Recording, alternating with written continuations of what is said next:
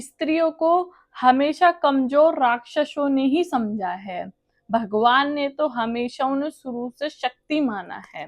आजकल के जमाने में राक्षस कौन हो रहे हैं और भगवान कौन हो रहे हैं वो आप सब लोग ही जानते हैं कि इस लाइन का मतलब क्या हो सकता है आज के जमाने। तो ऐसा ही अभी एक केस सामने आया है जिसको देख के सीरियसली बताऊं ना, कल से मैं सो भी नहीं पा रही हूँ कि यार इस जमाने में इतना हम लोग आगे बढ़ गए हैं, फिर भी इतना ये लोग अभी भी लड़कियों को दहेज को लेकर ही इतना ज्यादा पीड़ित कर रहे हैं कि लड़की मजबूर हो जाए सुसाइड करने पर, या उसको मार दो या उसको इतना कमजोर कर दो कि वह खुद ही सुसाइड कर ले। तो चलिए वीडियो शुरू करते हैं। सभी को जय श्री श्याम, जय बालाजी। हमें खून के बदले खून चाहिए, इंसाफ चाहिए हमें। जैसे हमारी बेटी मारी है, हमें भी इंसाफ चाहिए आज है। जैसे हमने खून के आंसू रो रहे तो उन्हें भी रोना चाहिए खून के आंसू, उनका बेटा मरना चाहिए।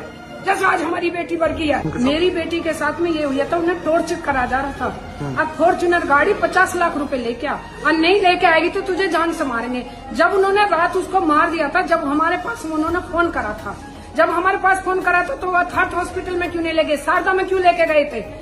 जब लेके गए थे शारदा में तो हमें बताते ना, हम शारदा में लेके जा रहे हैं। हम तो अपने काम में लग गए, हम तो अपनी बेटी के उसमें लग गए, और उन्होंने चाल चल दी, उन्होंने कंप्लेंट कर दी। तो क्यों करी थी जब उन्होंने मारी नहीं थी? उन्होंने चक्कुओं से गूंद के मारा, चक्कुओं से गूंद के। अब 50 लाख रुपए लेके आ और फॉर्च्यूनर गाड़ी लेके आ, नहीं तुझे खत्म करेंगे। सासू ने भी, आदमी ने भी, ससुरे ने भी, सबने उसको टॉर्चर करा, और ऊपर से उसे फेंक दिया 30वीं मंजिल से। जब उसे फेंक दिया, जब हमारे घर फोन करा 1 बजे का, जब तुम्हारी बेटी गिर गई है जीने से, तो उन्होंने झूठ क्यों बोला?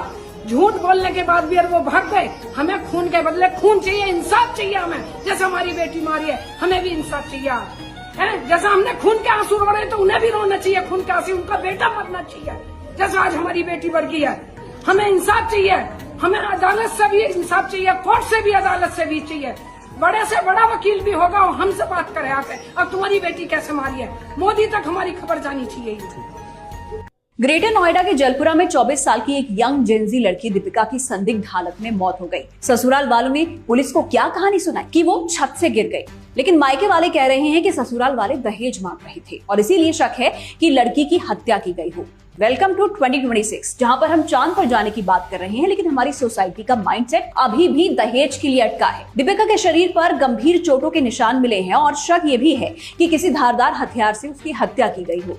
महज 14 महीने पहले दीपिका की शादी हुई थी। शादी में फॉर्च्यूनर गाड़ी गिफ्ट में दी गई थी और उसके साथ ही साथ पूरे 1 करोड़ रुपए खर्च किए गए थे। लड़की के मायके वालों का तो कहना है कि 1 करोड़ रुपए और लग्जरी गाड़ी लेने के बाद भी ससुराल वालों का मन नहीं भरा था और इसीलिए लालच बढ़ रहा था। आरोप है कि लगातार और दहेज की डिमांड की जा रही थी और डिमांड पूरी नहीं की गई तो उसकी हत्या कर दी गई। पुलिस ने तुरंत एक्शन लिया और दीपिका के पति और ससुर को गिरफ्तार कर लिया है। लेकिन सवाल सिर्फ पुलिस का नहीं है, सवाल इस समाज का है जो आज भी शादियों के लेन देन को एक फ्लेक्स मानता है।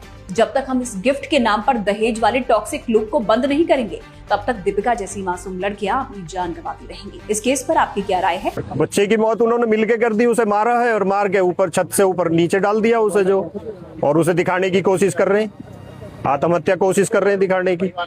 शरीर पर कुछ चोट के निशान, चोट काफी चोट है, काफी चोट है। क्या डिमांड आ रही थी ससुराल पक्ष की तरफ से? ससुराल पक्ष तो फॉर्च्यूनर गाड़ी मांग रहा है, 51 लाख रुपए मांग रहा था। आपने क्या दिया था पहले शादी में? एक स्कॉर्पियो गाड़ी दी थी जी, देने को तो कमी हमने भी नहीं करी। खैर फर्स्ट मॉडल एक स्कॉर्पियो है, हमने भी दी थी और 5.5 लाख कन्यादान दिया था। 2.5 लाख हमने जो लगन पे दिए थे, 1.5 लाख हमने चिट्ठी पे दिए थे, 2.5 लाख हमने गोद भराई पे दिए थे, बूरा खाने पे हमने जन क्या क्या दिया था। हमने तो कमी तो हमने भी नहीं करी सर। ये देखो चोट के निशान आपको दिख। स्कॉर्पियो पहले दे चुका है एक बाप, उस 1 करोड़ की ये समझ लो कि जो बताया गया है, जो आ रहा है 1 करोड़ की जो टोटल लागत है, सब कुछ मिला मुलू के 1 करोड़ की तो शादी करी थी, उसके बावजूद भी लोगों का पेट नहीं भरा। हाँ बेटी बताती थी और मुझे बताया, कल भी बताया, मैं कल गया भी वहाँ पे और मैंने जाके उसे समझा के उन्हें भी बोल के हम जो आगे। बाकी उसी के आधे घंटे बाद मेरे जो मनोज है उसकी कॉल मेरे पास आती है कि आपकी बेटी जो दीपिका है वो गिर गई है। मैंने उसे पूछा जीने से गिर गई है या बाथरूम में गिर गई है, कहाँ गिरी है? तो उसने कही कि वो छत से नीचे गिर गई है और हम उसे जो है शारदा हॉस्पिटल में लेके जा रहे हैं, आप भी आ जाओ। हम वहाँ पे जाके जैसे ही हमने उसे देखा तो वहाँ पे वो लड़की मृत मिली हमें जो है, और हमने पुलिस को भी 112 नंबर पर कॉल किया। क्या लगता है इस वक्त आपने शिकायत को थाने पे क्या कुछ कार्रवाई हो रही है? 2 लोग गिरफ्तार भी किया गया था। अब कार्रवाई तो अब आगे सामने आएगी जी, क्या कार्रवाई करते हैं। बाकी हमारी तो यही है कि ऐसे जल्लादों को जो हाँ एनकाउंटर होना चाहिए और समाज से बिल्कुल दूर करना चाहिए।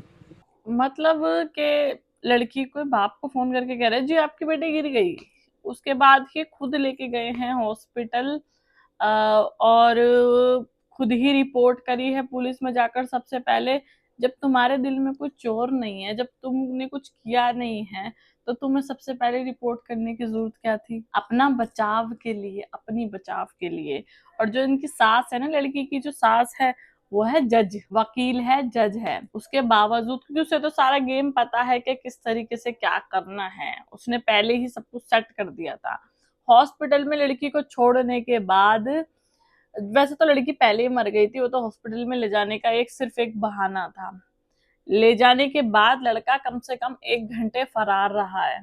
1 घंटे कहाँ रहा है, वो क्या चीज छुपा रहा था, क्या नहीं छुपा रहा था, किसी को कुछ नहीं पता। दहेज लोभी को गिरफ्तार करो, दहेज में बेटी को मारा है। मैं शादी करके फंस गई हूँ, तुम मत करना। ज्यादा बात नहीं कर पाऊंगी, जब सही वक्त होगा तब मैं बात करती हूँ। ये लास्ट मैसेज तुषार शर्मा ने अपनी दोस्त को किए थे और इसके बाद उन्होंने सुसाइड कर लिया। तुषार शर्मा वो लड़की है जो मिस पुणे रह चुकी है। डेटिंग ऐप के जरिए एक लड़के से मिलती है, उन दोनों में खूब प्यार होता है और शादी कर लेते हैं। वो 2 महीने प्रेग्नेंट भी थी, लेकिन तुषार ने अपनी माँ को मैसेज कर रखे थे कि यहाँ से मुझे ले जाओ, मैं नहीं रह पाऊंगी, यहाँ से चीजें मुझसे नहीं होगी। समर्थ यानी उसका पति पूछता है कि तुम्हारे पेट में बच्चा किसका है? मेरी सास और मेरा पति कहता है कि इस बच्चे को गिरा दो। अब जब उसकी मौत के बाद पोस्टमार्टम हुआ तो तुषार के परिवार का दावा है कि ये सब कुछ झूठ है। अब मुझे समझ में ये नहीं आता, जब माँ बाप को बच्चे बोल रहे हैं कि हमसे नहीं हो रहा है तो उनको लेके क्यों नहीं जाते हैं? ज्यादा से ज्यादा इन सब चीजों में क्या होता, उस लड़की का डिवोर्स होता, लेकिन कम से कम उस लड़की की जान तो बच जाती। आज के जमाने में वैसे नहीं चल सकते कि बेटियां हैं, इनकी अर्थी ससुराल से ही उठेगी, लड़की है इसको करना ही पड़ेगा, ताने सहने ही पड़ेंगे। जब लड़कियों को कोई सहारा नहीं दिखता है तो सिर्फ ये सहारा दिखता है कि वो जान दे दें। बाकी अभी तक पूरा खुलासा नहीं हुआ है। ये सब चीजें तब क्लियर होगी जब दोबारा पोस्टमार्टम होगा, लेकिन सिस्टम से ये डिमांड है कि उसका पोस्टमार्टम तो दोबारा होने दें, क्योंकि एम से लेके कोर्ट रूम तक सब जगह जज साहब की चलती है।